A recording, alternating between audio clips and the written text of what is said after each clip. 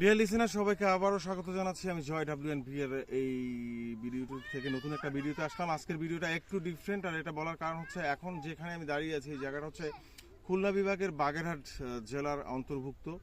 আর যেই জায়গাটাতে আমি এখন আছি এই জায়গাটা হচ্ছে সবাই চেনে, আবার কেউ চেনে না। ব্যাপারটা এরকম যে পুষ্কুনিগুলো দেখতে পাচ্ছেন, অনেক পানি আছে, দেখে মনে হবে পুকুর, আসলে পুকুর না, এগুলি হচ্ছে গলদা চিংড়ি মাছের ঘের। পাশাপাশি শুধু গলদা চিংড়ি ব্যাপারটা এরকম না, এখানে গলদা আছে, রুই মাছ আছে, আরও নানান প্রজাতির মাছের চাষ করা হয়। এখানে সরকারি অনেক প্রকল্প আছে। পাশাপাশি এই এলাকার অনেক মানুষেরও কিন্তু পার্সোনাল কিছু ঘের আছে, যেখানে অনেক ধরনের মাছের চাষ করা হয়। শুধু মাছ বললে ভুল হবে, মাছের পাশাপাশি এই যে দেখেন এখানে সবজিও চাষ করা হচ্ছে। এই যে দেখছেন কত সুন্দর মিষ্টি কুমড় হয়ে আছে, কত সুন্দর দেখতে মিষ্টি কুমড়। এরকম আরও অনেক শাকসবজি আছে, যেমন পালং শাক আছে, লাউ শাক আছে, হচ্ছে সাদের লাউ বানাইলো মোরে বৈরাগী, এরকম অনেক কিছুই আপনাদেরকে দেখানোর চেষ্টা করবো। ততক্ষণ আমাদের সাথেই থাকুন, ভালো থাকুন। আজকে এটুকুই, পরবর্তী ভিডিওতে আবার দেখা হচ্ছে।